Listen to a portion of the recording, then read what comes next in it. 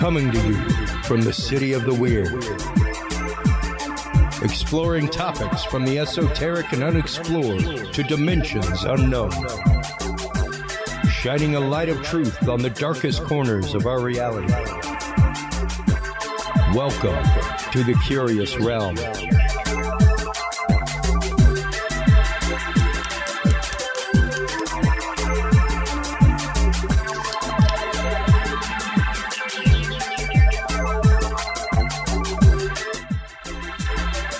Well, hello everybody. Welcome back to Live Curious Realm. Hope everybody has been doing great. I am doing fantastic tonight. I am more than excited for our show. For all of you tuning in during the second part, please do remember our second part is always pre-recorded. So if you have a question for Dr. John Hall, he is available, as he says all the time, locally available on social media.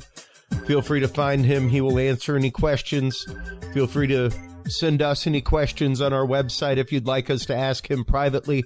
But please do remember that, unfortunately, sometimes people try to chat in questions during the second part of the show, and I always have to remind them, like, this is a pre-recorded segment.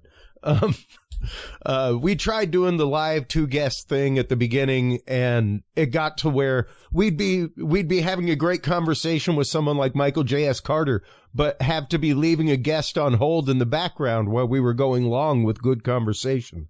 And I never want to do that to guests. I never want to make them feel as though they got shorted time or anything like that. So it became an opportunity to sell ad space in the middle and to have a pre-recorded conversation, which makes the first part so much more flowy and gives us time to talk about things like Project Bluebeam tonight. I have been wanting to talk about this topic for a long time, and as many of you know, I try to demystify things on this show. I don't sit like some shows do and just talk about conspiracy theory all day long. I like to talk about facts, figures, about the science and the phenomenology of things. But this is a topic that is near and dear to my heart. When I first started Dudes and Beer many, many years ago and first began getting guests like John Hall on and covering hard topics, one of the things that we wanted to talk about was this, Project Bluebeam. And I remember there was a person that I contacted via social media, via LinkedIn. At the point, my LinkedIn game was insanely strong, still is. But when I invited him onto the show, and they were very much in the beginnings of UFO media, UFO coverage, things like that. And they wanted to come on the show, but no longer did public appearances or talk shows because they were afraid of what had happened to so many of their friends, where they would be discredited or where they would be hurt or brought down ill. He was very concerned for himself, very concerned for his family, and very concerned with the fact that what he saw going on in the UFO UAP community was basically a version of Project Bluebeam. The topic that we will be talking about tonight with Reverend Michael J.S. Carter. And I wanted to bring a reverend in to talk about Project Bluebeam for one very specific reason, folks. The original concept behind Project Bluebeam, as given by Serge Monast, I will pop that up on screen and we'll go over it before we bring Michael J.S. Carter on.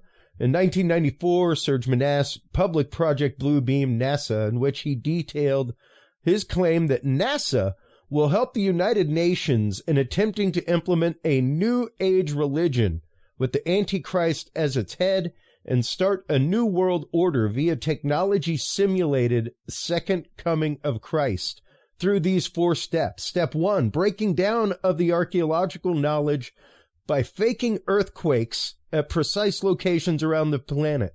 Fake new discoveries will finally explain to all people the error of all fundamental religious doctrines, specifically Christian and Muslim doctrines. We'll be getting into that. Step 2, gigantic space show wherein a three-dimensional holographic laser projection will be beamed all over the planet. The projections will take shape of whatever deity is most prominent and will speak in all languages. At the end of the light show, all gods will merge into one, the Antichrist. Also in step 2, dissolution of social and religious order will set loose millions of programmed religious fanatics through demonic possession on a scale never witnessed before. The United Nations plans to use Beethoven's Ode to Joy as an introduction to the New Age one world religion.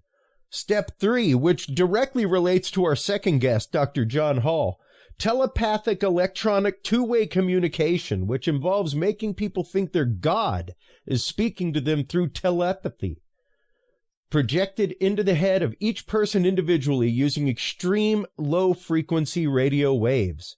And step 4 has 3 parts, making humanity think an alien invasion is about to occur at every major city, making Christians think the rapture is about to happen, and a mixture of electronic and supernatural forces, allowing the supernatural forces to travel through fiber optic coax power and telephone lines to penetrate all electronic equipment and appliances that will by then have a special microchip installed. The goal of this deals with the global satanic ghost projected all around the world to push populations to the edge of hysteria and madness.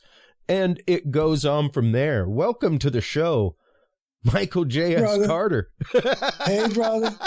This is a nice light topic to start the evening.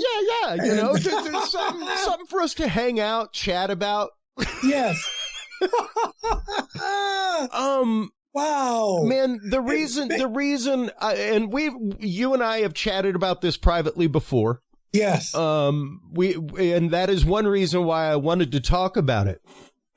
But in addition to that, I bore witness to something at MUFON Symposium, where, and I had interviewed this gentleman before. This was the first time that I've ever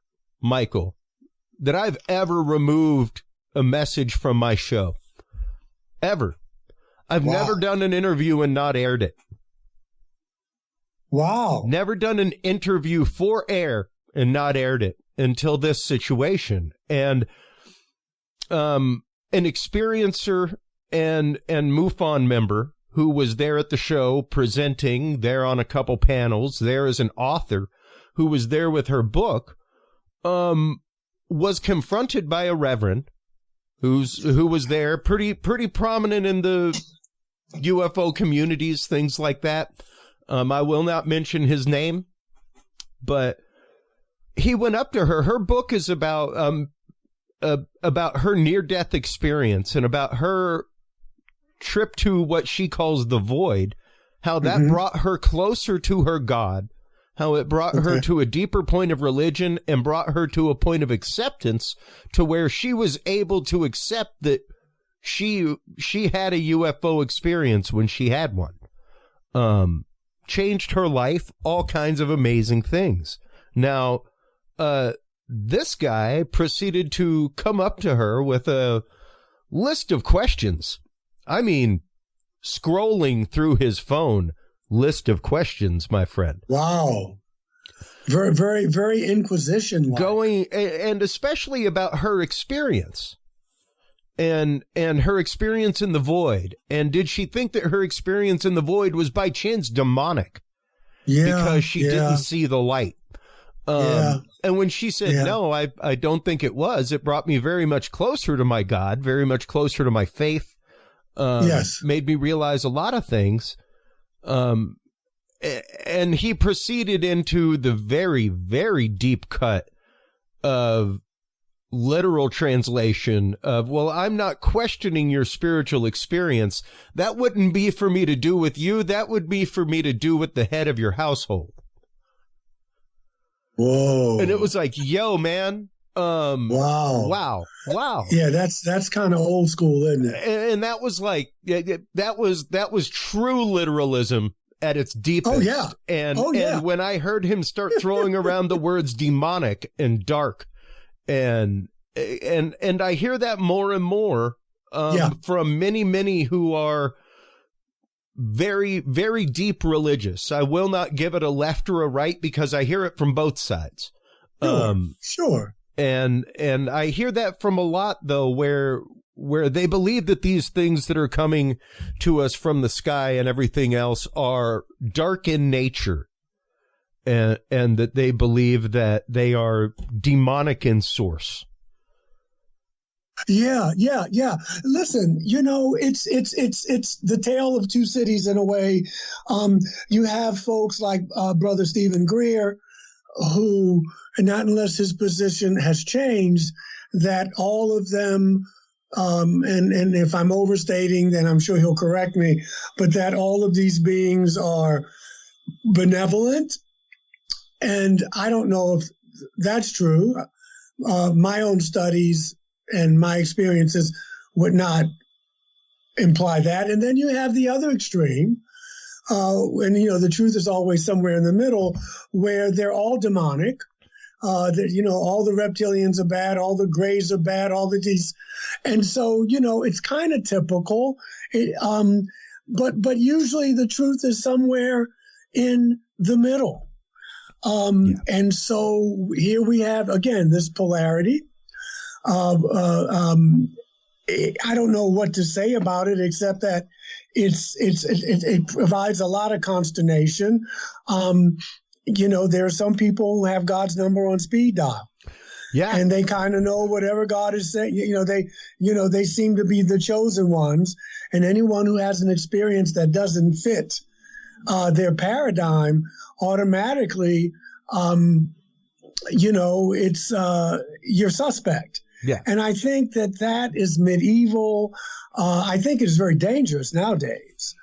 But this is what we have here now. We have it in our politics, and of course we have it in our religions. Now, what I will say, the experiences that I had, I come out on the positive end of it. Did I have post-traumatic stress? Yes. Do I still have it? Yes, not as much. But it did change my life for the better. I believe that.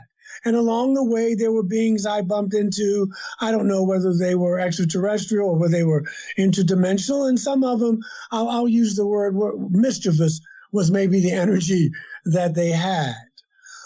And so I get it that people want to be cautious. People want to be vigilant, if you will. But if we take these broad strokes and just say they're all demonic, just as if we say they're all benevolent, I think we're really missing the mark there. Well, yeah, absolutely. It puts it the way I've been putting it, especially now with the words of Grush and the whistleblower testimony, non-human intelligence, things like that. There are a lot of people that don't like that term. I love that term because it takes all of this work and pulls it out of the box of alien. Michael. Yeah, I agree with you. It's all been thrown into a box that says either Kleenex or Xerox. And there's numerous copy makers, there's numerous tissue makers, but we've put them all inside of this box. And once again, if it doesn't fit inside of the box of alien, we're not going to look at it. And that's no different than science saying if it doesn't fit inside the box of science, we're not going to look at it. Yeah, I don't like the word alien. But again, I hear what you're saying. But do you see? Even then, we're arguing. It's like arguing over God. Oh, absolutely. I don't like the way he says it. I don't like the way she says it. And then you miss the whole thing. Yeah. So here we are with Project Bluebeam, with Brother Monast, who died mysteriously when he was born in 1945. He was arrested, and then I think the next day or something, he was found dead. Yep. Okay, so that sets it up as something sinister going on. And so when you were reading this, I was thinking this technology, in order to be able to carry this off, has to be very sophisticated. It sounds to me like the technology to carry this off would probably come from a faction of malevolent star people Do you see what I'm saying? Yeah. I'm not saying that's true, but in order to pull something off like that, you probably would have to have, you probably have to, you couldn't do it by yourself is what I'm saying. Yeah. What's his name? Brother von Braun, Nazi though he was, he came over at Operation Paperclip. And, he's telling Carol Rosin back in the 70s, I believe, or the early 80s, that we were going to have all these, he predicted the enemies that we had planned on fighting in the Middle East, Russia, Israel, Iran, Iraq. And remember, he told her that the last card to be played would be the extraterrestrial card. And he said it would be all based on a lie. Yeah. Yeah. And to me, this sounds like this could be part of that. Yeah. Again, looking at the technology and what it would take to do this, you'd have to put a dome, over certain parts of the country, certain countries. I mean, that technology I think that technology, if governments had it, they must have gotten it from off-world intelligences to be able to pull off something like that. Well, and I was popping up some articles on screen while you were talking there. One of them is about, here's one of them. Pentagon report investigated lasers that put voices in your head. So there's that one. But also holograms that you can touch and feel. Most people are not aware of the fact that we are now to the point of holograms where we do not need a surface. Used to be in order to get a hologram in midair, you had to have some kind of medium like mist or something like that in order for the laser to be seen. We don't need that. Where do you think we got that technology? Yeah. No, and precisely. More than likely off-world at that point. So that means that there are some beings who would be in cahoots with that. Do you see what I'm saying? Yeah. And I think that's what our more orthodox and conservative brothers and sisters are leery of, that kind of power is demonic, or that it is from, some kind of soulless entity or what have you. And I think that's what people are afraid of there. Yeah. And, once again. And I get that. I'd be afraid too. Well, yeah. And I mean, you've got a right to be concerned, most definitely. You and I have had the conversation numerous times on this show. Don't expect the government to disclose anything that's not in their vested interest. Exactly. Exactly. I'm sorry, but I just don't see them doing it. What I do see them doing is if, let's say, things have speeded up since 2017. Christopher Mellon, Elizondo, Brother Grush, and others who, events have started speeding up.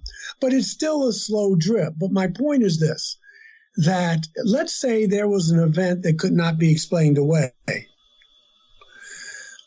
Maybe we saw a pilot get out of a ship, someone had a cell phone or what have you. But because of this slow drip of disclosure, they have a backup because they can always say, well, yes, but we were trying to tell you about this. Yeah. We were telling you about this. Do you know what I'm saying? Yeah. The powers that be, they're always thinking. And so while we're asleep, they're thinking. And so this still buys them time. But this slow drip of disclosure. I've always wondered why we haven't started dealing with the religious implications of this. Obviously, being a clergy person, but right now the narrative is by the government is tech and national security. Yeah. That's the narrative now. We're not touching anything else. We're not touching anything about a change in consciousness. We're not talking about people who are experiencers, that kind of thing. This is where we are. Yeah. Oh, here we go. Yes, I remember that. Yeah, I mean, and granted, there were all kinds of headlines out there about this. What happened was that there was a study put forth, and one of the places brought aboard had 12 theologians on their staff. So one of the many places that they went to for data had them. But that was something that was brought about in the Brookings report. Like, feel free to go to our knowledge vault, folks. We have the entire undisclosed Brookings report there. Back whenever that happened in the early 50s, the whole, what are the possibilities of manned spaceflight? One of the things they brought up was what happens if we make contact with something from outside? And they basically said, we would recommend you not tell the general public. They are a panicky lot. Right. Exactly. Like people are individuals are smart. People are panicky. Yeah. I don't think people would flip out now, but you would have some people questioning their religious beliefs, and you would need some clergy there to kind of guide them through. But the clergy cannot be government appointed. No, because then they will all, and right now they are. I mean, even the article you just showed, the people who were invited to that, and I don't want to sound like sour grapes, but the people who were invited that with NASA, there are people who are going to toe the party line. Oh, absolutely. Absolutely. And, there was, with all of that, there are going to be people that toe a party line. Whether it's politically, whether it's religiously, what have you.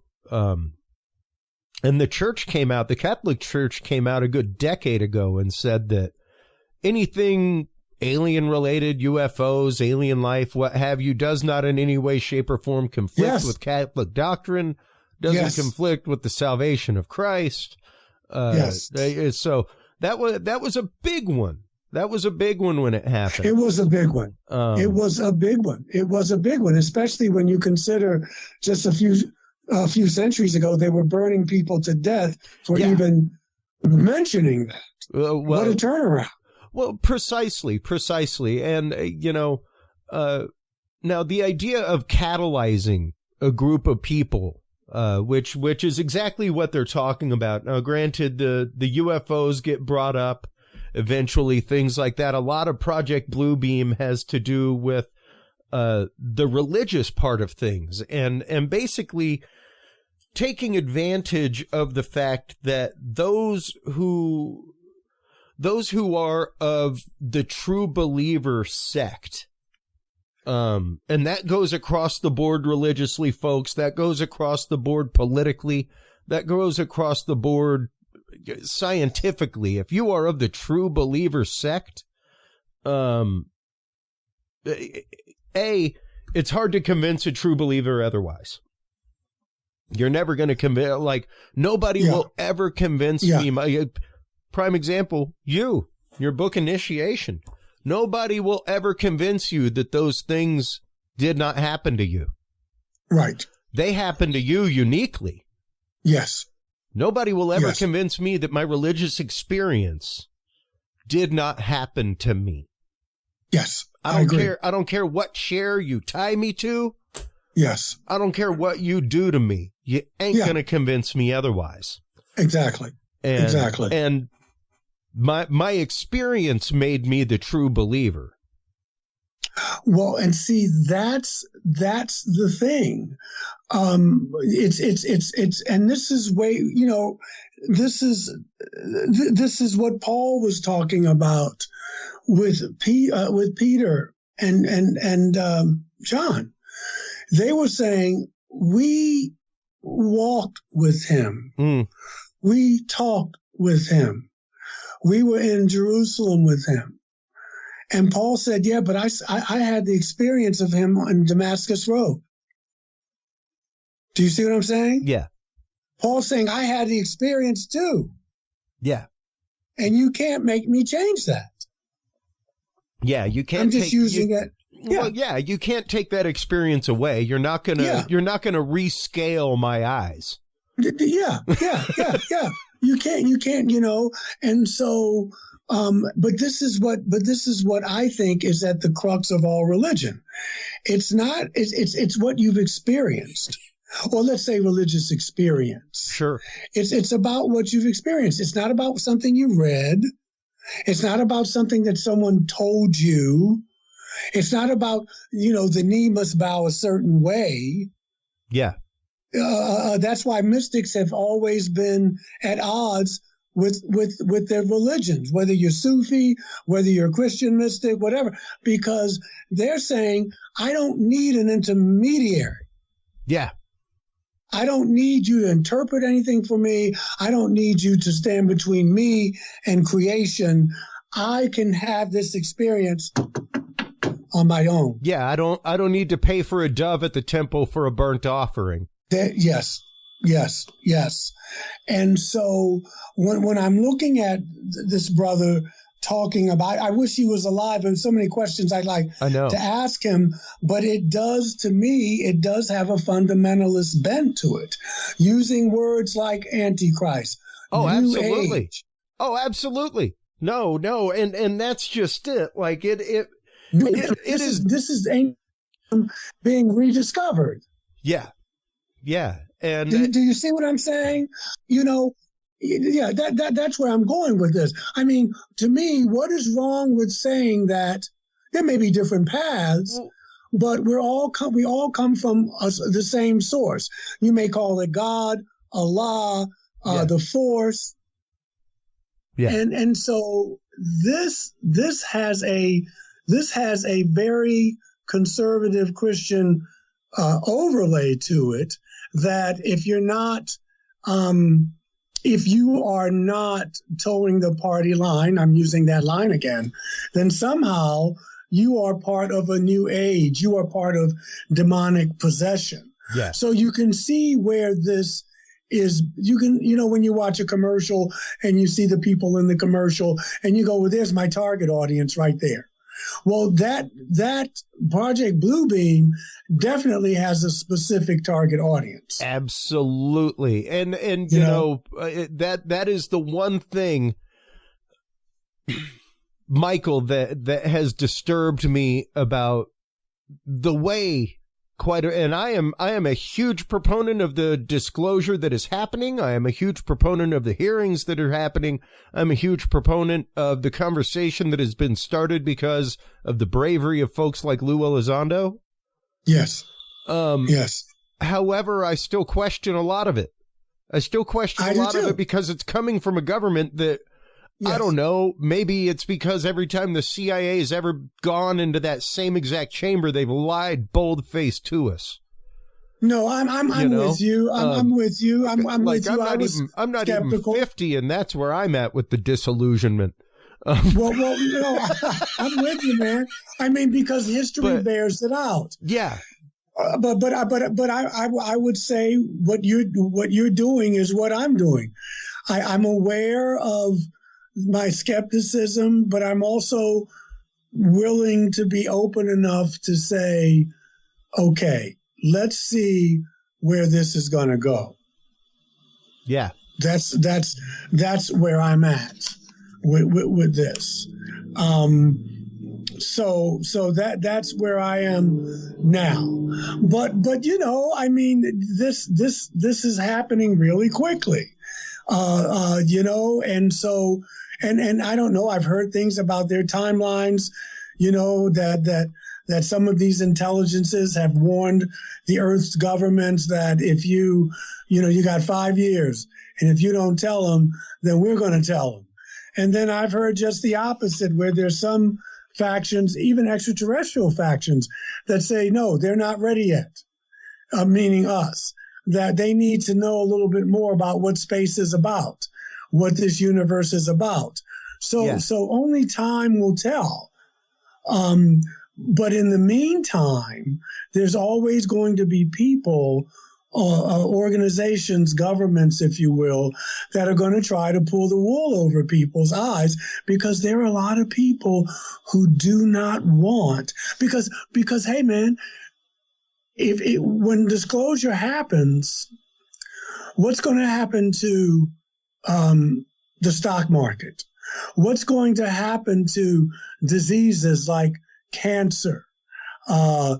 What's going to happen with that? What's going to happen with? Are we still going to be using coal? Are we still going to be using gas? Do you see what I'm saying? And there are a lot of people who are thinking, I don't want this to happen. I'm getting rich off of this. Why do I want this stuff to change? Precisely. And I mean, even looking at the technology that we have, things like that, like right here in step 4, they're talking about the mixture of electronic and supernatural forces, allowing supernatural forces to travel through fiber optic coax. I don't know. One of the things I've been saying for a long time is, wow, we're all rolling around with a little black mirror in our pocket all the time. Like, but I don't have a television in my in my bedroom. Because it's just a big old black mirror when it's not on, and I don't want that in my room while I'm asleep. Well, yeah, no, I know, I'm hearing you, man. But again, I want to get back to, this. Okay, I'm looking at Ephesians. Yeah. Well, I was looking at Ephesians, right? And again, where did I do with it? Oh, I'm looking at Ephesians. Okay, and this is the Greek Hebrew Study Bible 12, Ephesians 6:12. Mm-hmm. For our struggle is not against flesh and blood, but against the rulers. Yes, I'm just doing this. This is a different translation, but our struggle is not against flesh and blood, but against the rulers, against the powers, against the forces of this world, of this darkness, and against the spiritual forces of wickedness in the heavenly places. So even back then, they were dealing with these off-world intelligences, and some of them were benevolent. We can throw Jesus in there if you want, and some of them were not. And so, whether you read it, powers and principalities, but the last line is, but we're dealing with wickedness in heavenly places. That's just another that's just another way of saying off world.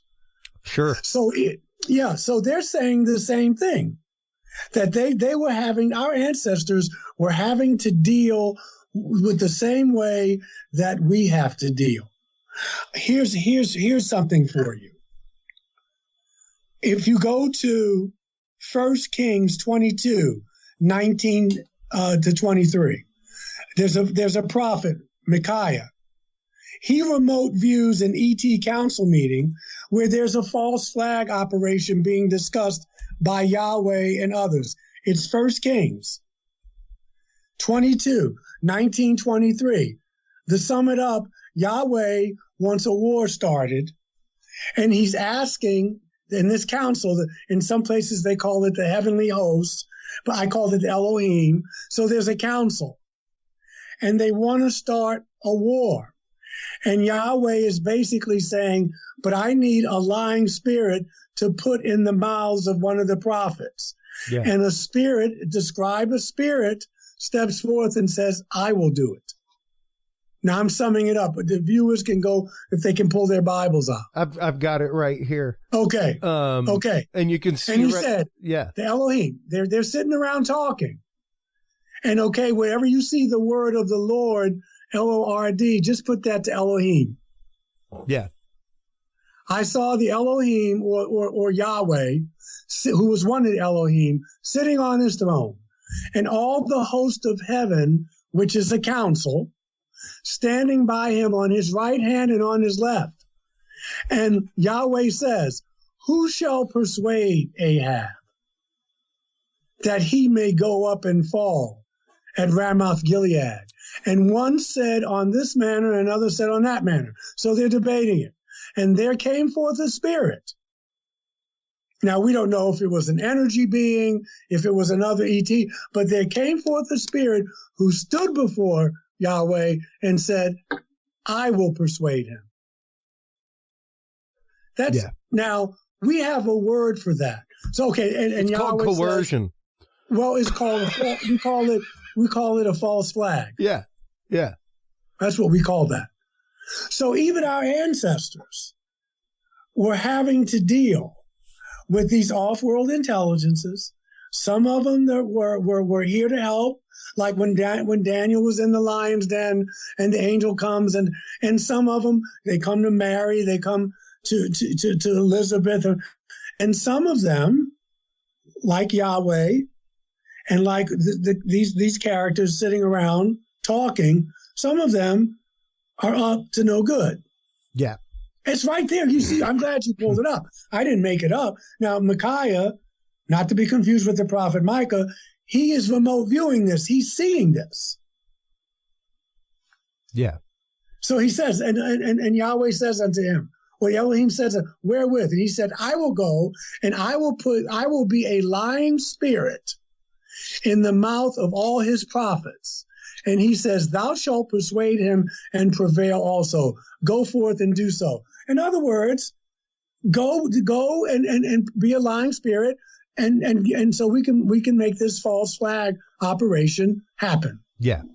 Now we've had a listener that has given an account that they have and ended with the question of they are not sure how religion can be a part of UFOs, things like that. The main thing that we are talking about here is, if you go back at the beginning of the Bible, let us make man in our image, things like that, the plurals that are used, we're talking about a group of people. It even refers to them as the Watchers later on in Genesis. And the reason that we are bringing this up, dear listener, is because there are a great group.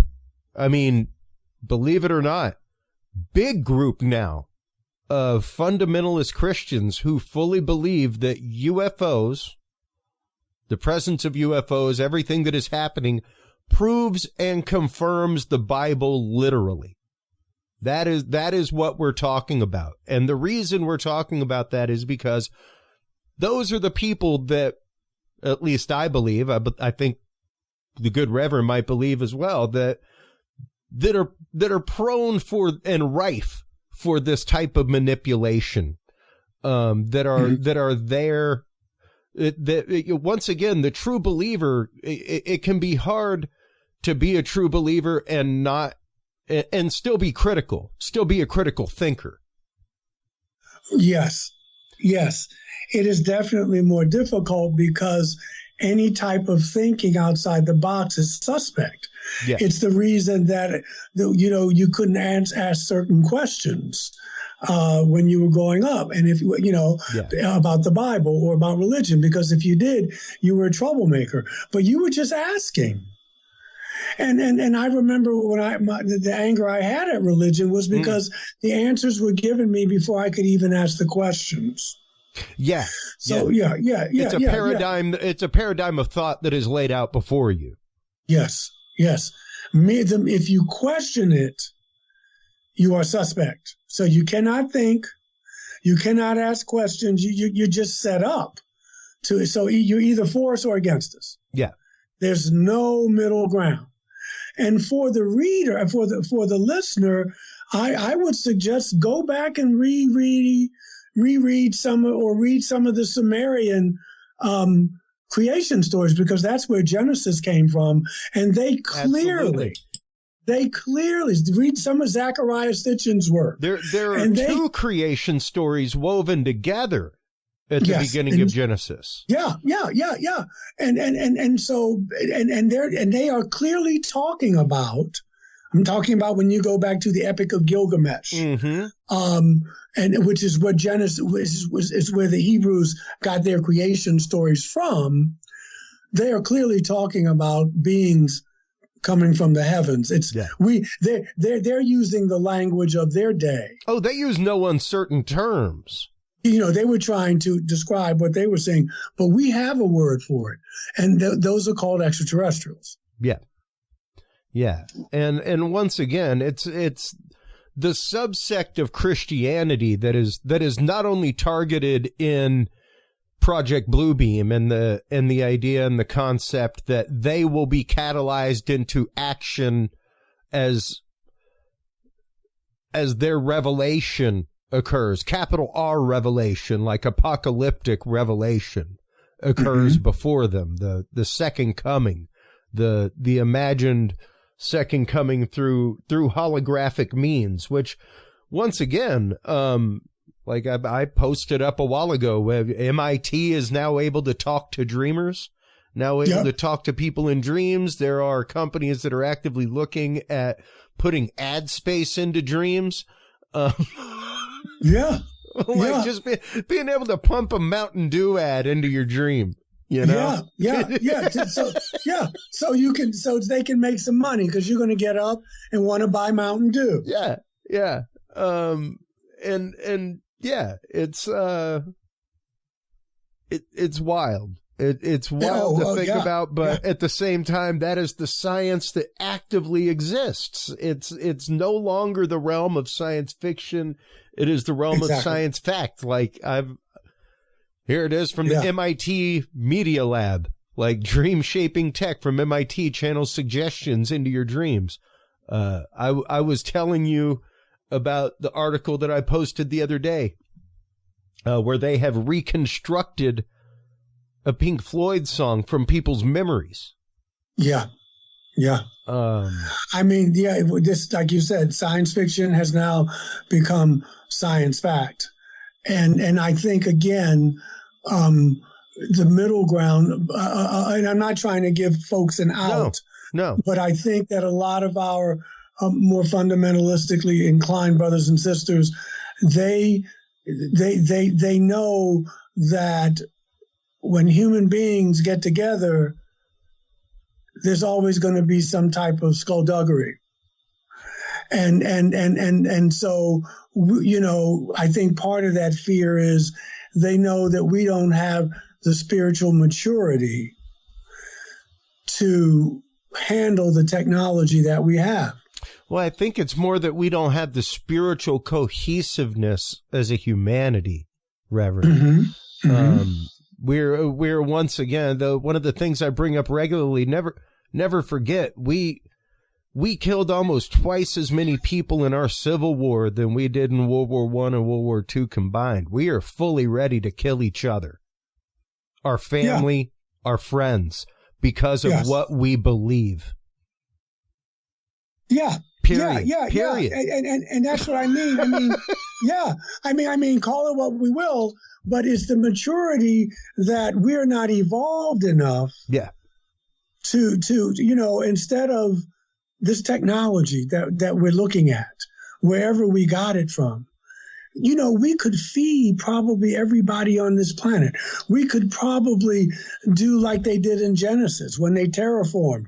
We'll separate the land from the water and the fresh water. I mean, we could do what these beings did. Yeah. But what are we doing? We're going to put a Coca-Cola ad in your dream. Yeah.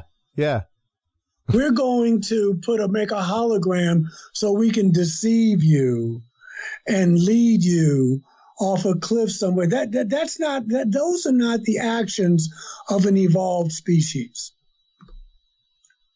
Yeah. That's just not it.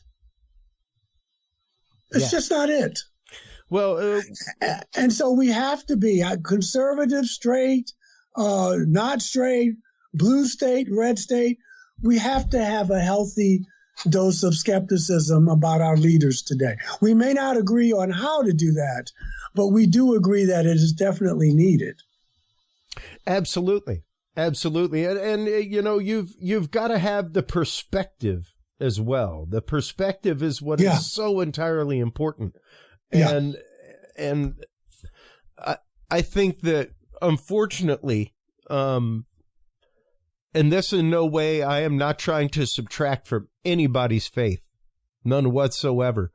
But distillation mentalities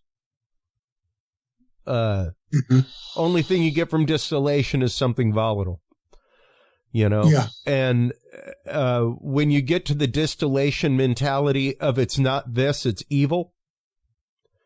Yeah. When you get to, I don't understand when it, you so get it's to the evil. hard black versus white, there is no gray. Yeah. There's a problem. Yeah. Yeah. And There's a problem. And so as we go forth, you know, no matter what one's beliefs are, we have to have a spirit of discernment, because if you don't, every new thing that comes along, and whether it's social media or on television, on the news cycles, it's going to throw you. yeah. Because you're going to be getting a lot of disinformation, misinformation, a lot of confusion. And why is that? Because a confused populace, a less educated populace, a fearful populace is easy to control. Well, and almost more dangerously, Reverend, it's the single-sided information. Mm-hmm. It is the loss of dispassion when looking at a point of datum, and just seeing it as a point of datum, not a challenge to your paradigm or what you believe or the way that the world works for you. It's just a point of datum. Looking at dispassionately, add it to your data set. You know, like I get into some I get into some issues in some online communities, Rev, because people see me as a skeptic in a dirty way. Mm-hmm. And I try to remind them that skeptic with a capital S is a beautiful thing. Yes. I am a believer of believers. I have had my experiences that have steeled my belief in life, despite any religious leanings, what have you. However, I still want evidence. Like, I'd love to have evidence of mine. I wish I could quantify it for somebody. No, I hear you. I hear you. I know. I hear you. I mean, even Buddha said that allegedly on his deathbed. You know, don't believe anything because I told you. You know, you believe it because you've experienced it. I'm paraphrasing. Yeah. And that's it. And I think that we need to be able to have. I wasn't T.S. Eliot, but I forget who it was that said the mark of a mature mind, or a mature mind is that you can listen to other evidence. That's right. And you know, and not shun it, and still have, you know, hold on to your beliefs, but you can listen to another perspective. And a lot of people cannot do that. Yes. And a lot of people don't want to do it. Yeah. And I mean, my job as a capital S skeptic is to be looking for the chance that the evidence does change my mind. Mm-hmm. Mm-hmm. I'm looking for the evidence that I go, well, damn, there it is. Where's that been hiding? You know, well, which takes us back to this manufactured second coming. Yeah, the false flag second coming.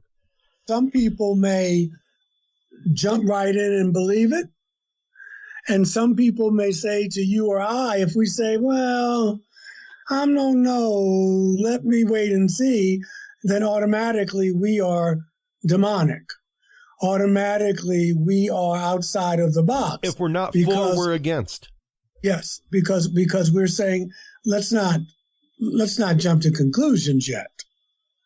So it's six in one hand, half a dozen in the other. Yeah. Yeah.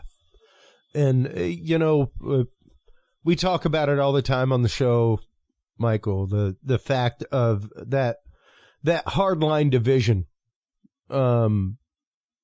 infrared, ultraviolet, instead of the happy white light in between, you know? Yeah. It causes so many issues. Like, we can look just politically at what it has done to our country and to our families in this country over the last decade. Yeah. The hard line of politics instead of the soft negotiation of topics in between, you know? Yes. And I think that polarization, once again, I mean, the polarization is what keeps us off kilter and keeps people in control and in power. Absolutely. You're really hard pressed to build a third wall when you're busy keeping the two walls of the lean-to from blowing over in the wind, you know? Yeah. That's pretty much what we politically live in, is a lean-to, because nobody considers putting a third wall on the house, you know? Yeah. And because of that, we end up in a lot of situations where it is an us versus them mentality, you know, and we set ourselves up for that. And we have to wonder, even religiously, how much we are setting ourselves up for that, Michael. Even philosophically, when it comes to the debate of UAPs, how much are we setting ourselves up for that? Well, I think it's all intertwined. I know, as I was saying to you before the start of the show, you know, I mean, it's the civilization. You know, we don't have to. You don't debate facts. Some things are true now, and they'll be true 5,000 years from now. And we've come to a point where we can't even agree on what is true, what is real. And that's kind of troubling. But I remember right before the show, we were talking about, you know, as we get more and more into, and I'm not afraid of artificial intelligence and all these things coming down the pike. I just know that, but you've got to be able to handle them. You've got to be steady and wise how you use them. But again, technology is the new God here. Yes. In my mind, that and money. And so the more, whether you're looking at a Star Trek world, the more technological a civilization becomes, the more secular it becomes. Because you're dependent on the technology. You're so dependent on even when you read the literature about other ET races, whether, you know, a lot of them say, well, we were where you guys are now in our evolution, and we destroyed ourselves, or we almost destroyed ourselves, or we, you know, but, you know, so we live on our ships now, or what have you. But when you have that kind of technology, you're always dependent on it. You have to find resources. Whether you're a spacefaring civilization coming here, and maybe you want to help us out, or you may say, you know, we helped create these people. Let's kind of stick around. Or you may be coming here because of Earth's resources. But when you have a high technological society, how do you sustain that? You know, you have to have more technology. Absolutely. And what's interesting, while I was at the Remote Viewing Association, I had a private conversation with a pretty well-known remote viewer that was telling me that, yes, in fact, there are reverse engineering programs. Absolutely. No question. And a lot of the reason that those programs exist is because the Greys, specifically the little Greys, are a hive mind. And in order to achieve that, they had to give up individuality. You know, they had to sacrifice that part of them. And with that comes the sacrifice of creativity and ingenuity. Exactly. So you said it. They have amazing technology, but they have no ingenuity in which to reapply that technology in new ways. So they're using us to engineer new ways to use their technology. So there's conformity. It was like, wow. But what we're looking at, I think, Chris, is if let's say that document is true, there's a lot of, let's say it's true. Well, that's almost the same thing. We want you to conform. Yeah. We want you to conform as, and the state becomes the God. Yes. The state becomes the New World Order. The state becomes, you know, the be all end all. And so so we shall see where this takes us. It's fascinating. It really is. It really is. And I have been saying it the past many episodes. We are beyond the point of even boiling a frog, man. Like we passed the point of a crawfish boil. Like this pot is roiling over right now. All of these things are roiling to the top. We're talking paranormal, all kinds of things are roiling to the top. And all of this stuff. I was just talking about it on a panel at the Texas Dogman Convention. And the idea that experiencers specifically, Michael, people like yourself, people who have been taken aboard craft, people who have been in proximity of craft, are shifted vibrationally. No different than if you get a magnet near a needle. Yeah. You don't have to touch that needle to the magnet. You just have to get it near it for long enough, and it's magnetic. And it's like that forever. Yes. You know? Yes. And yeah, you are prone to revisiting. No different than somebody who was once possessed is now more prone to being possessed. Like you are now on the watch. You know? Yes. Because you're on the watch list. Yes. Yes.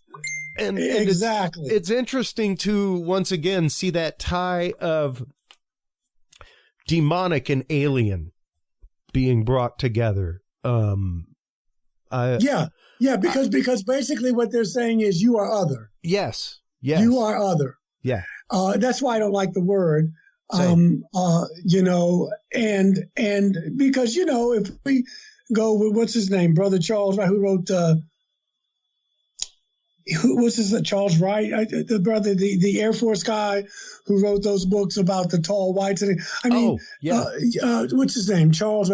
Anyway, these people have families, man. Yeah.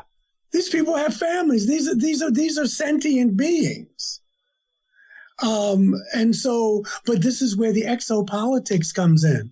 We are up to our eyeballs in it. I was on someone's show the other night, and he said, I don't really get into politics here. I said, well, brother, when you start talking about disclosure, you can't not be talking politics.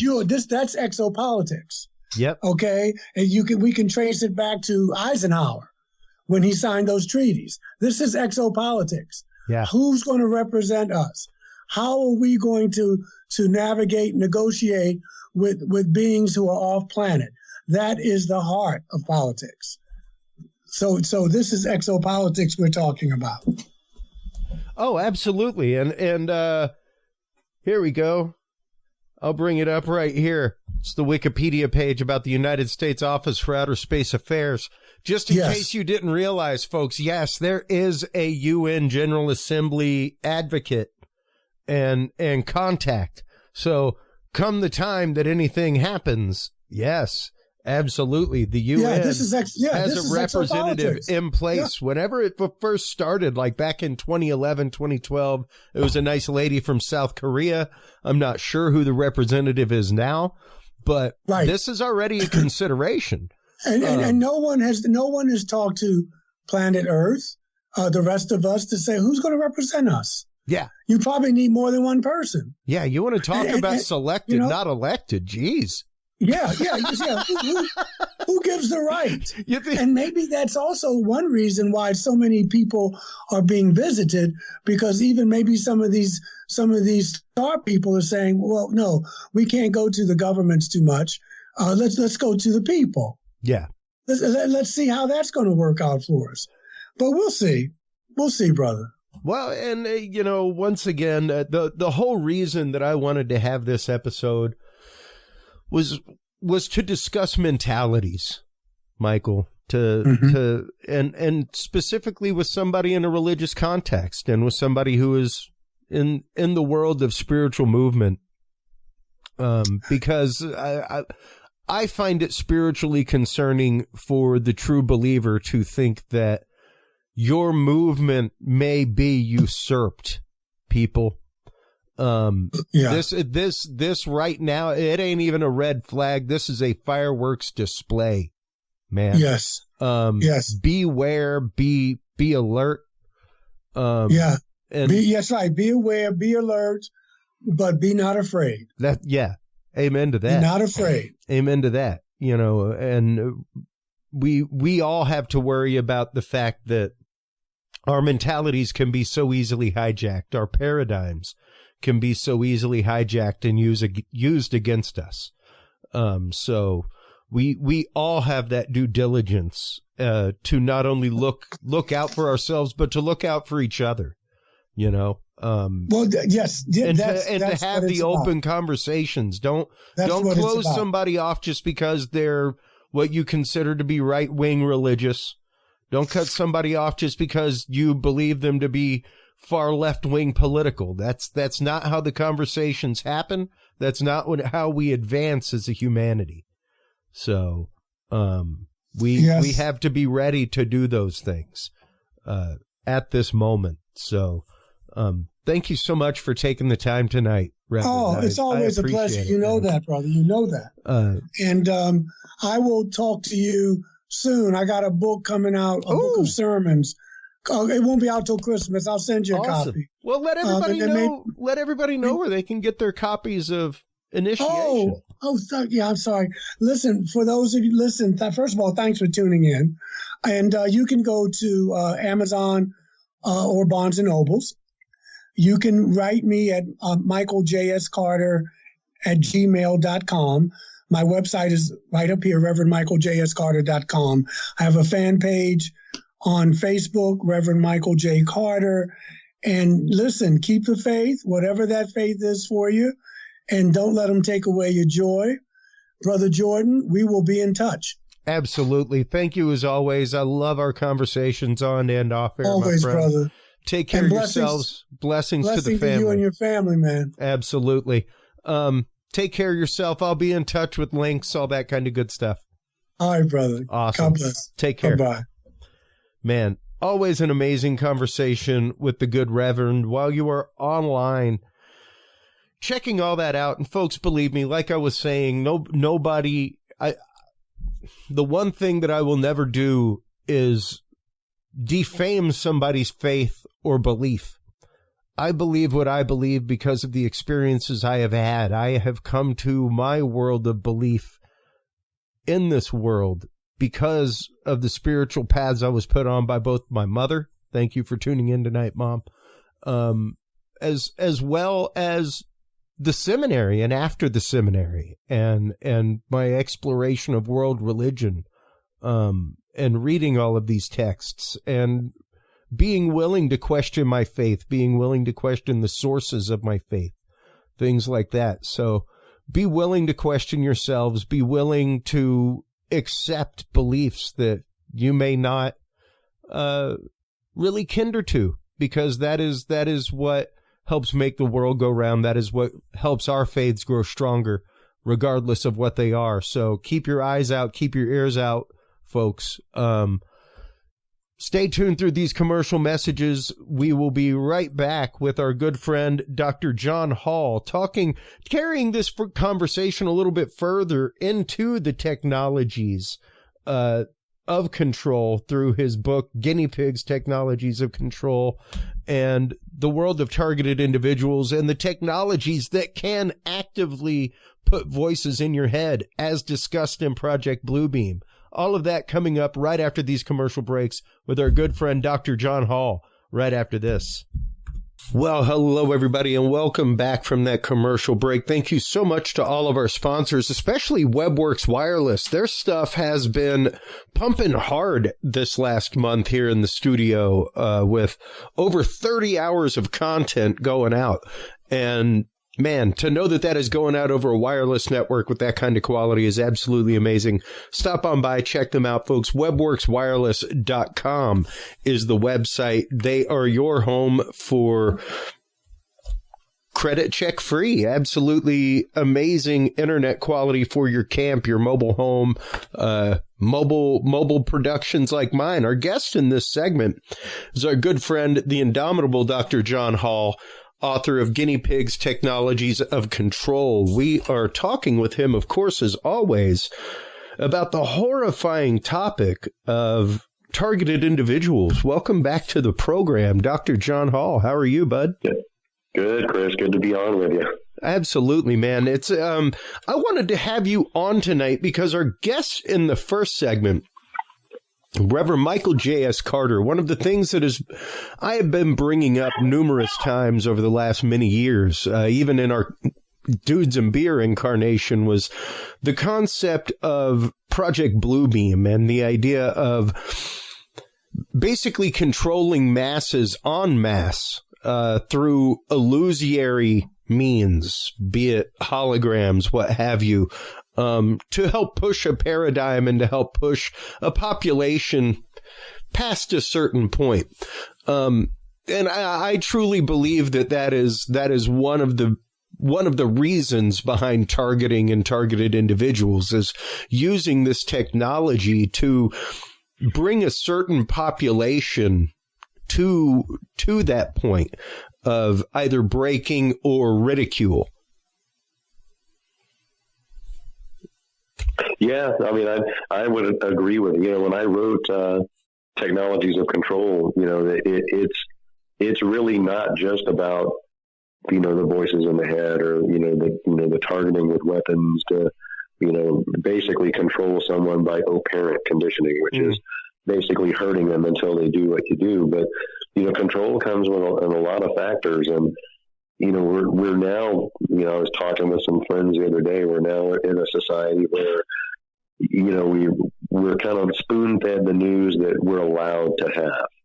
And that goes across the board with all the major media sources, most of the internet sources.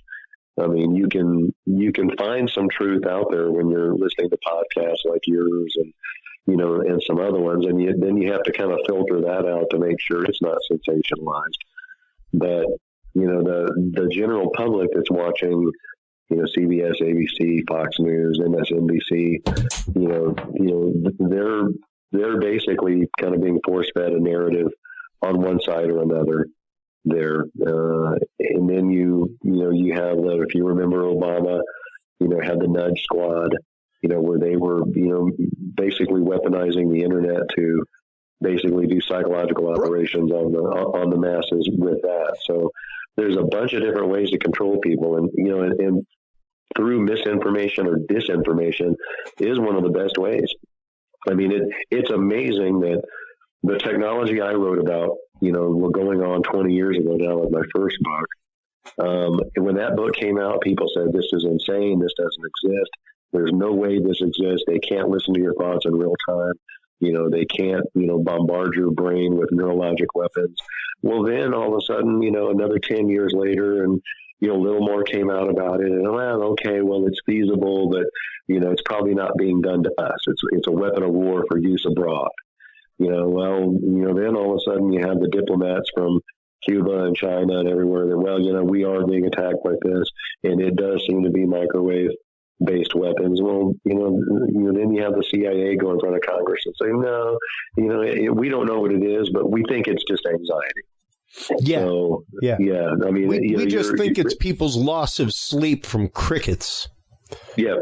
So I mean, when you're trying to control the population, you can control them with the technology, or you can control them with lies, and we're getting a lot of both.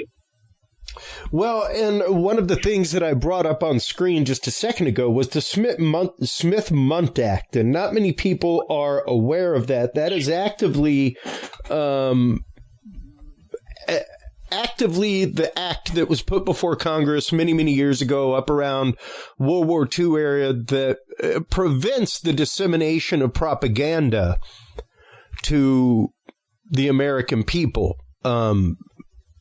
However, not many people realize that the Smith-Mundt Act was modernized and actively all but repealed. There it is from foreignpolicy.com, talking about U.S. repeals propaganda ban, spreads government-made news to Americans. That was, let me see, let's see when that was. I want to say that was 2012 that came out. 2013. So as of 2013, the Smith-Mundt Act, as we know it, has been gutted. And as part of the NDAA, and you know me, Dr. Hall, my audience knows me, I am not a politically motivated dude.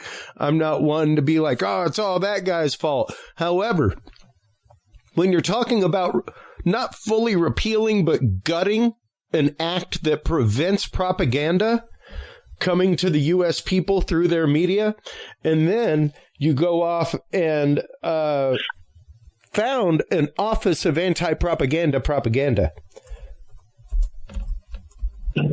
It's starting to sound like an Orwellian book, isn't it? Well, it was funny when that happened, because it was like, whoa, wait a minute. That was there it is, Office for Anti-Propaganda propaganda. And it's absolutely strange to know that, yes, our government put that forth in the NDAA of 2016, and it passed through, it went through, and it's like, why don't you just call it a propaganda office?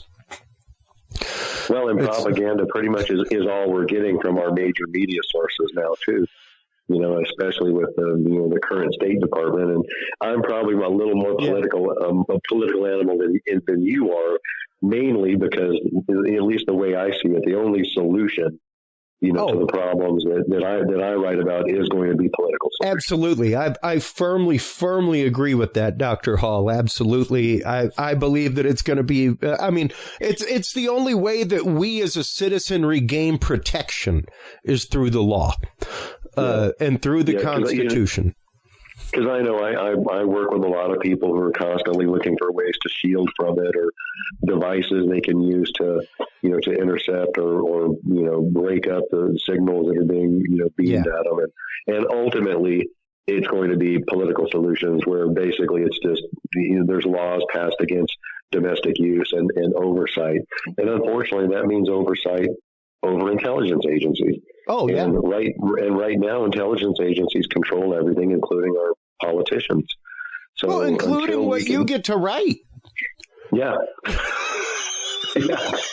People don't realize that books like this, yes, this was written. This exists because the technology exists. I'm holding guinea pigs in my hand right now, Doctor. I know you're on the phone, and you can't see that. But this book exists because you submitted a manuscript to government offices, and they approved it.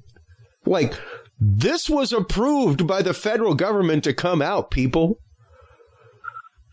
But the interesting thing is, interesting thing is they're not wanting my third book out, and I'm not real sure, what that is. But because I do have a third manuscript, and it's pretty much ready to go. The book's called The Fourth Branch, obviously about the fourth branch of government that's actually controlling everything, and they do not. I mean, they have stopped me at every pass to get that thing published.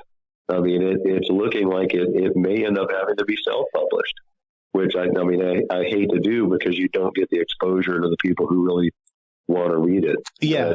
But and even though my first two books were approved after they went through some of the documentation stuff that I used to write them, you can't buy either one of those books on a government computer. They are banned from being sold on government computers. So. Yeah. It's not like you can go to a bookstore on base and find it. No.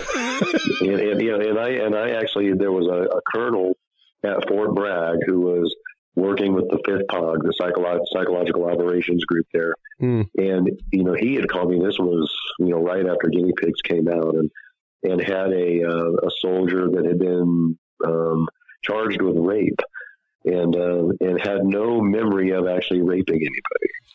And his CO actually said, you know what? I believe this guy. He's a good guy, and not within his personality to do this, and has no recollection of doing it. And I said, you're at Fort Bragg, right? And he goes, yeah. And he goes, I said, that's where the 5th POG is, psychological operations. And he's like, yeah, and that's my worry. And right about then, after I had that conversation with him, they banned my books from being purchased off of government computers. Wow. And you know, for those of you out there who may be listening, I know we have quite the audience of targeted individuals that are listening. God bless every one of you. And what you are going through. This is a horrible, horrible chain of events once it starts happening to people. There are ways, as we've talked about with Dr. Hall, with Robert Duncan before, to mentally help strengthen yourself that will help fend some of that off, and eventually even make you a disinterested subject to their technology, where it's the fact of like, well, they're no longer giving us a cortisol response, so we can't ride that sine wave anymore, you know. Which is truly a lot of what it is. It's interesting once you start digging down that rabbit hole and really seeing the fact that, yeah, once you get inside of that, not only the victimized mental set, doctor, but the weakened mental set of loss of sleep, things like that, it makes it easier for that technology to lock in.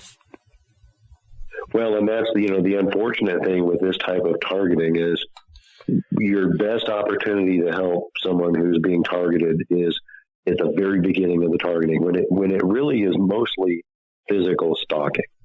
But that's done so professionally that not many people realize they're being stalked.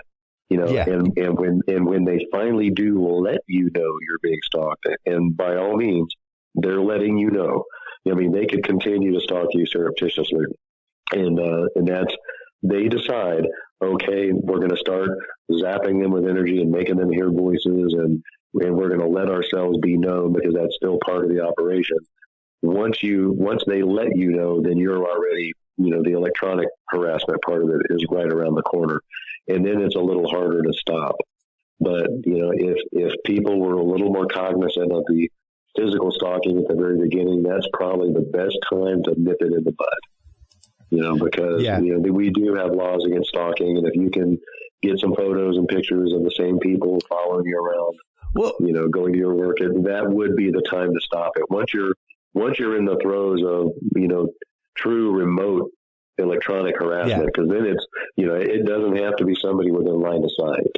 Yeah. So then it's a little harder to deal with. So. Well, and once again, the fact that it's going to have to be a legal means, at least to start the dominoes falling, is hugely important, and people do not understand that. Right now, I mean, one of our other huge movements that we are behind is anti-human trafficking, and even trying to get people to understand the legal definition of human trafficking. And how to enact those laws that are finally on the books. It took decades of advocacy to get human trafficking recognized and an actual law written. Decades. So this is stuff that, at least as far as the general public, Dr. Hall, is just hitting the radar. With things whenever I bring it up at bars when I'm traveling and talking, and I bring up Havana syndrome, there's probably a good 40% of people that are like, Havana what? Like, they aren't aware of it. There's a good 40% of the populace that is still fully unaware that this stuff is going on. Well, and you got to remember, talking about propaganda, all of our major media sources are propaganda sources now. So once the CIA said, no, it's crickets, it's crickets and it's anxiety, you guys need to stop covering it. They stopped covering it. Yeah. So if whoever you're watching. Victims, now the Canadian victims are suing over that, by the way. Oh, yeah. But so far the victims that were U.S. citizens are having a little harder time, and that if you're a targeted individual and you're being victimized by this technology experimentally, then that kind of tells you something too, that the government is actually turning their back on their own employees too. So that you can imagine what they think of you. Yeah, precisely. And I mentioned earlier before we hit record that there was a clip that I wanted to play. A couple weeks ago, I went to the second annual Dogman Encrypted conference, spoke with a researcher there Lance. It was Lance Hightower, and his whole presentation at the conference was about the stalking and following of paranormal individuals, people who have had paranormal experiences, people who investigate these things, whether it be Bigfoot in national parks, what have you. I want to play that clip out real quick and let you hear what he has to say, because the echoes of this are so huge, Doctor. It's wild. Check this out. So how do you actually bastardize the truth, or you have infiltration? And, you know, how you keep secrets secret is on their side. You do it by threats. And when I say threats, it's what I call what their acronym is, which is TRIP, which is Terminate with Extreme Prejudice. Well, I like to call it what they do to these paranormal people that have these sometimes horrible encounters. I call it DWEP, Devastate with Extreme Prejudice. So they will close accounts. They will offer very soft threat. It depends on the circumstance of the intensity of the encounter, and it's in so many words how they say what they say. Now, interestingly enough, Lance, we have a great number of people who listen to our show, and one of the topics that we talk about is targeted individuals. Not a topic that a lot of people are aware of. Not many people know that people out there have been suffering Havana syndrome type symptoms for decades and been called crazy. And a lot of what you were talking about, my man, which is perfect, rings right into the world of targeted individuals. The idea of being able to read brain waves at a distance, being able to EEG heterodyne somebody and get what their physiology is from a distance. Yeah, and if those people that label those people of crazy, then this corporate group has done their job, because the primary emotion that they try to inflict on you is ridicule. One of the documents I have in my knowledge vault is we have Dr. John Hall on regularly talking about this stuff, and it is a paper called The Hall Effect, where literally a group of scientists have gotten together and said that the people who come to Dr. John Hall and say that they are experiencing this are the same people who say that they are hearing voices and experiencing ghosts in their house. That, you know, they're just as crazy as those people. And this is in the realm of paranormal, things like that. And it's funny to me that you were saying this and that paper actively exists. That is an active research paper that is out there. Once again, the Hall Effect paper. I've got it up on screen right now. There is the actual paper, folks, about Dr. John Hall's story, a case study, imputative haunted people syndrome. Basically, once again, ridiculing every one of these people, ridiculing the work, and publicly trying to put that face on it. And you have to ask yourself, why would it be so important for a group of scientists, you know, to basically pick apart a book I wrote a decade ago to try to help people that have came to me, you know, voicing this problem? So, I mean, and you have to look at those kind of things too, is that if someone is so threatened by something that they have to counter it, you know, with a counteraction, then you're usually pretty close to the truth. Yeah, so, precisely. I mean, I'm actually, at first I was a little upset about that, you know, especially using because, you know, those scientists never did reach out to me. Not once. Oh, absolutely not. Absolutely not.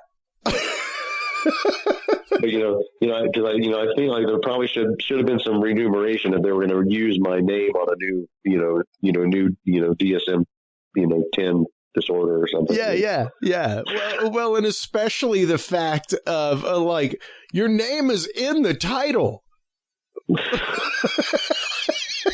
think they'd have to contact you somehow. But I remember when we found that. As I recall, wasn't that was Australian or UK, wasn't it? That was out of, let's see. I'm trying to see. DOI. So I'm trying to see mental health, religion, and culture. looks like Taylor and Francis Group. I don't know. Because I was thinking that the main author at the time was London, UK. European. Yeah. Department of Psychology, Buckinghamshire, New University, London, UK, is where that came out of. So, yeah. Well, and they're having a lot of problems with targeting, with this technology in the UK. There's a ton of targeted individuals in the UK because I hear from them quite often. Yeah. So, I mean, I guess that's one way they're maybe trying to, get underneath it there, is saying, well, these are, just a bunch of people who somehow or another got a hold of Hall's books and are now demonstrating the Hall effect. But, there's a lot of targeting going on in the UK. Wow. And once again, I have always held the fact that it is contractors testing equipment, doing that kind of stuff. Whether or not you can say it is like the CIA directly or anything like that is a different story.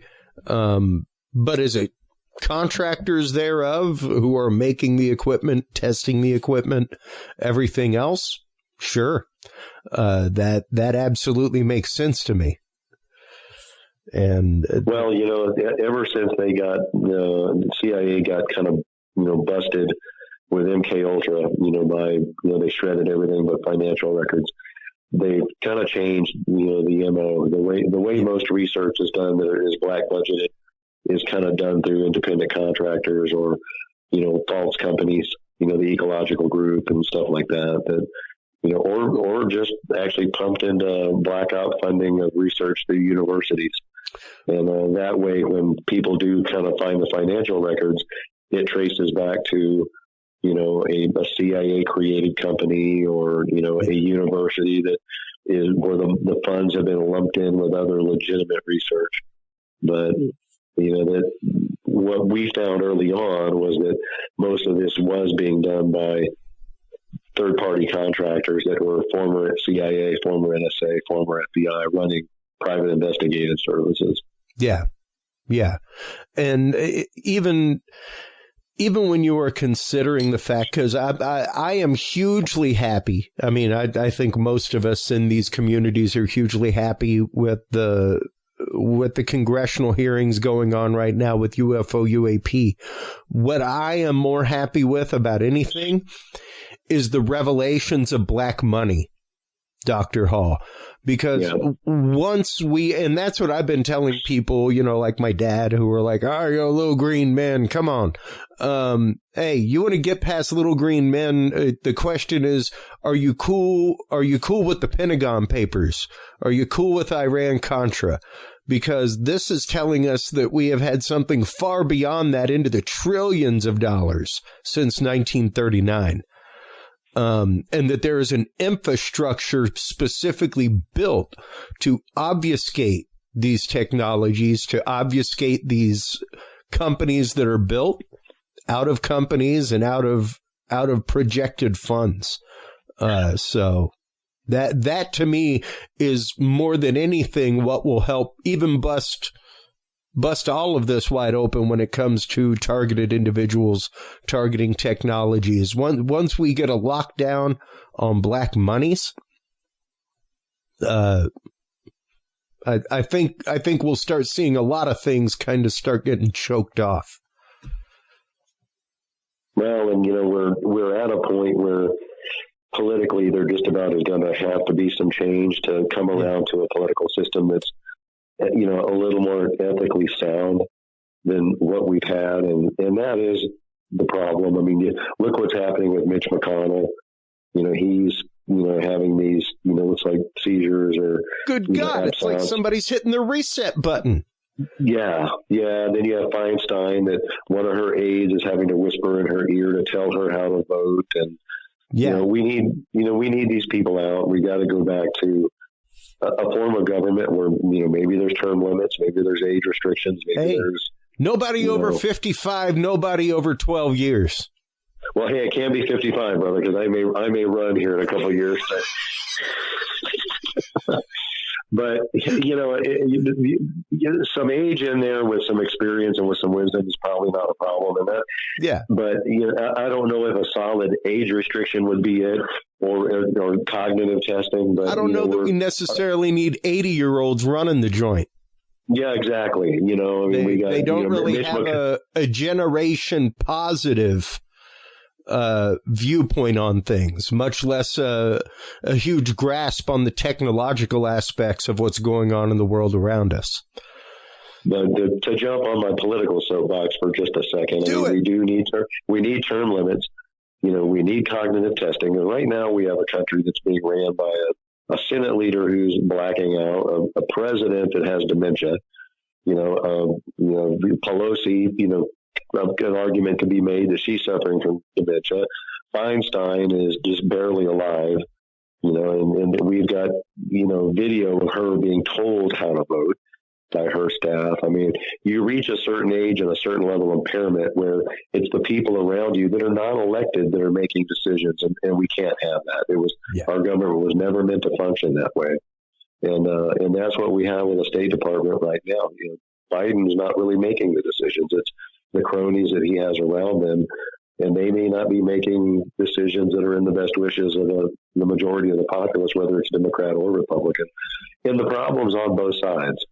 But and we at least, Ramaswamy probably does have some good ideas. I mean, put the intelligence agencies back under some oversight where they're not running the show or controlling, politicians through threats. Some term limits, so you can't spend 40 years there until you're suffering from dementia and still expected to sign, legislation that affects us all. And like I said, some cognitive testing. There needs to be some changes, including changes in the IRS. Your financial freedom is a basis for every other freedom.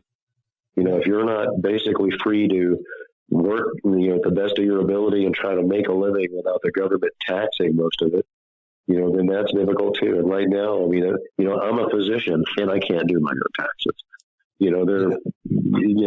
Taxes, if we're going to have an income tax, should be so simple that anyone can do it. Not so complex that you have to hire an accountant, or a CPA to do your taxes. It should have never came to that. So, Vivek Ramaswamy does seem to have some good ideas. I don't know how electable, he is, but, he's on the right track.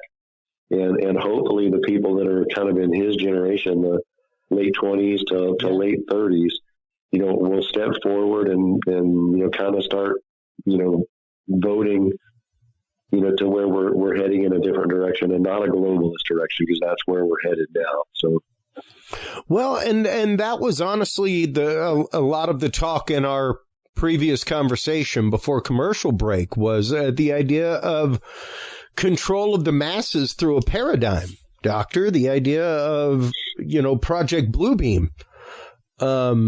And sure, there may be a realm of the populace that needs something beamed into their head via targeted means. However, there's a large swath of the populace that don't need that at all to be catalyzed into action, and it doesn't take a lot to catalyze people into action.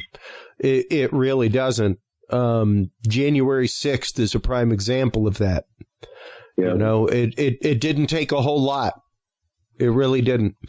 And yes, I will agree the fact, folks, there are questions on both sides of that equation. I'd like to know why the public gallery was shut down. That's pretty interesting to me.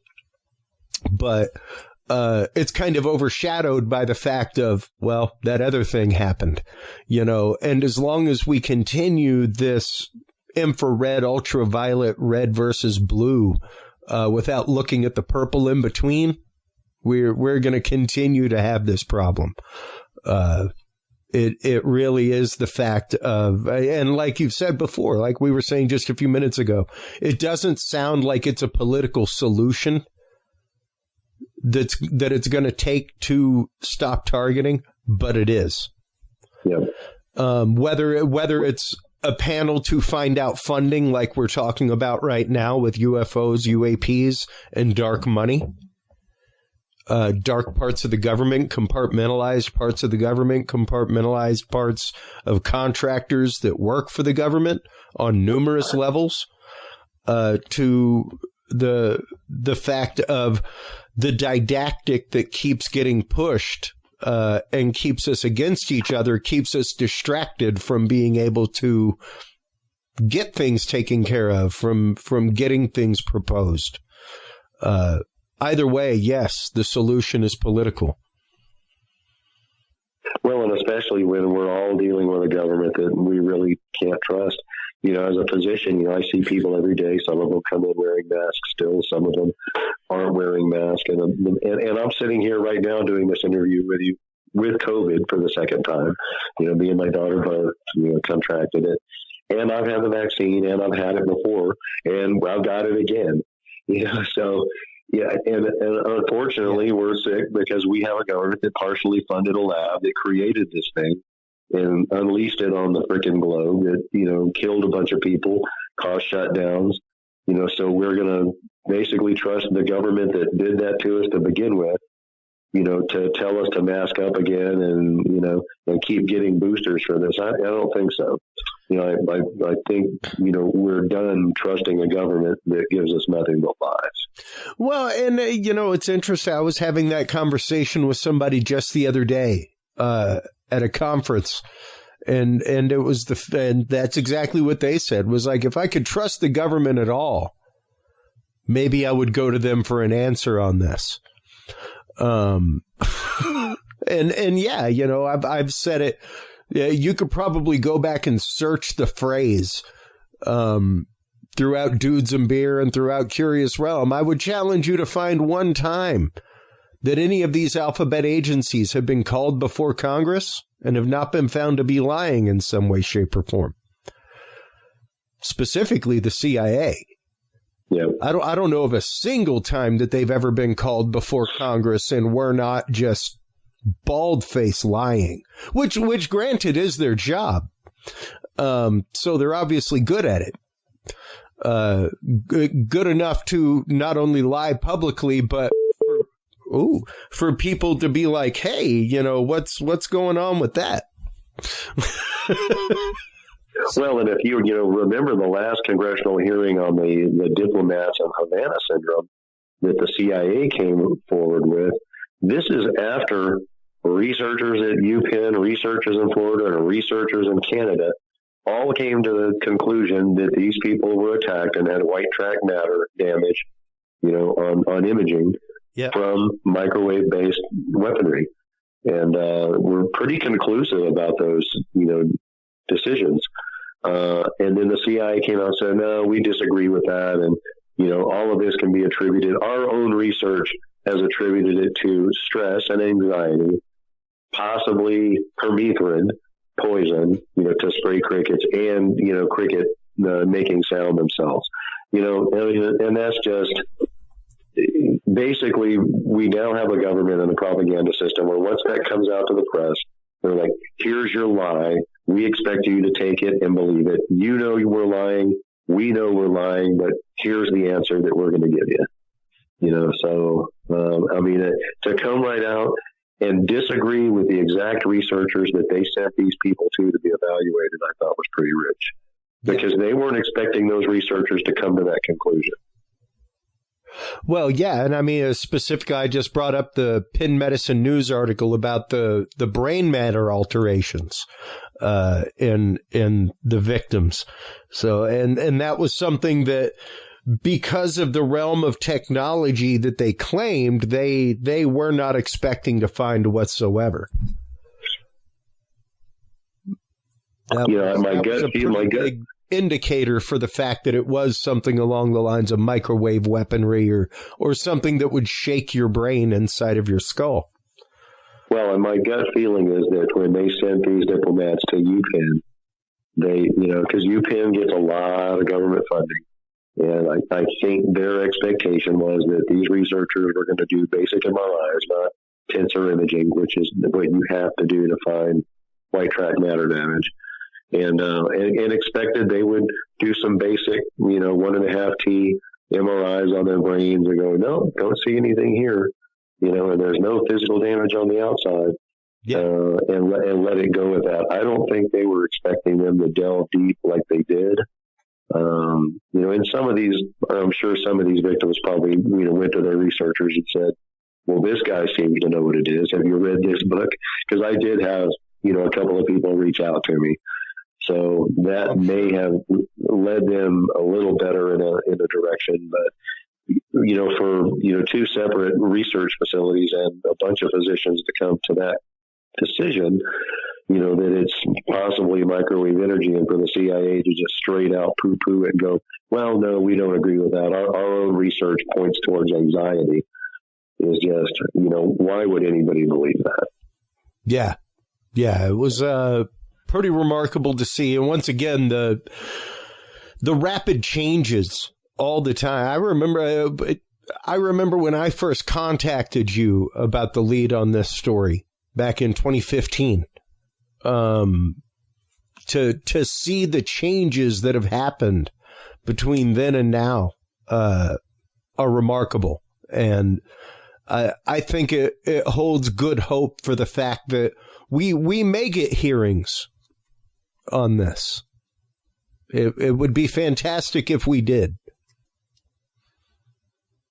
Because, I don't think anybody's expecting this technology to go away. It's only going to worsen, especially when, they're looking at wanting to control masses. But, if we can get an ethical form of government in, there can be some oversight. We're going to need oversight over the intel community anyway. Because right now, there's no oversight. It's like when Trump was, in office, Schumer was pretty succinct when he said, you don't mess with the intel agency. They have 6 ways to Sunday to get you back. And our government shouldn't operate that way. Yeah. Yeah. True that. It's interesting to see how they use the alphabet agencies against each other, and against their opponents. It's always a case. Never hasn't been.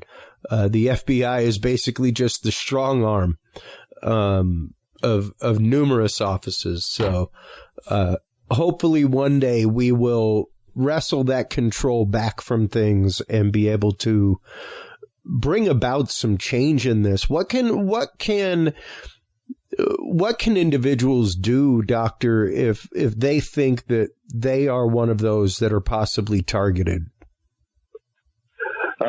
First off, I would read Guinea Pigs, because it's going to save you from making a lot of pitfalls that a lot of targeted individuals make. Like I said, if you're noticing you're being stalked, take that seriously. Try to get plate numbers, try to get pictures, go to your, local police. If you can nip it in the bud when it's actually just physical stalking, that's the time to do it. And then there are, groups online, if you Google targeted individual, this is one of the most reported crimes online that there is. We're now at a point where it used to be a relative rarity of people that you would see, but, we're at a point now where just about anybody you talk to will tell you, you know what, I've got a son, or I've got a cousin, or I've got a niece, or I've got a nephew that was complaining about this. We're at a point where just about every family has somebody that has voiced these complaints in it. Now, they may not always be believed, and certainly, you have to distinguish it from the reality of, mental illness. You have to, make sure that it is targeting and not something that's treatable. But, it's more common now that for anybody to do a Google search, you can certainly educate yourself on it. But if somebody is feeling like they're being targeted, there are groups that you can get into where you can kind of compare notes and, and learn from other people's failures. Yeah, exactly. And, once again, I always love having you on to talk about this. It is not an easy topic to discuss. It's not an easy topic to even broach with most people, because of the depth to which it goes and the fact of it gets into pretty nefarious things pretty quick, and as you've said, you're surprised I haven't hit the list. So we'll see if that doesn't change someday. Yeah. I've definitely been asked to join the Illuminati in the last month. So we'll see how that goes. But let everybody know where they can go to get your books, Doctor, where they can go to keep up with your research, all that kind of good stuff. There is a Guinea Pigs Technologies of Control Facebook page. When I'm able to keep it up and running, it gets hammered quite a bit. And then Amazon for both of my books can be ordered there.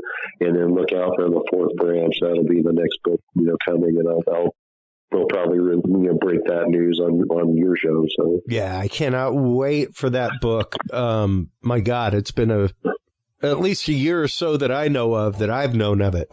And I have been anxiously awaiting. So I look forward to it. Thanks as always for the time, Doctor. Take care of yourself, man. Get well, okay? All righty. Thanks, Chris. All right. Thanks so much. Hold the line real quick while we close things out with everybody. While you are online checking out the amazing work of Dr. John Hall and Guinea Pigs Technologies of Control, make sure to stop on by Curious Realm. CuriousRealm.com is where you can go and find our store. That's where you can find all of the amazing books from all of our guests. That's where you can find the Knowledge Vault full of declassified government documents and even medical studies like the Hall effect. Go by there, check that out, everybody. Thank you as always for tuning in. Thank you as always for being there for these conversations. It is because of your open hearts and open minds that we are making this world a better place. Take care of yourselves, take care of each other, and remember, stay curious. We'll talk to you soon. Bye-bye. Thank you for tuning into this episode of The Curious Realm. Stay tuned for more guests, forbidden topics, and hidden truths. Download the official Curious Realm app and view the Knowledge Vault on our website, CuriousRealm.com. Follow us on social media by searching Curious Realm. Curious Realm is available on your favorite podcast services, as well as YouTube, Roku, Amazon Fire, and Apple TV through the APR TV app, available on all app markets. Curious Realm is a proud member of the HC Universal Network family of podcasts. For more great content or to become a sponsor of Curious Realm or other podcasts, visit hcuniversalnetwork.com today. Thanks for listening. Stay curious. And remember, the other side is always watching.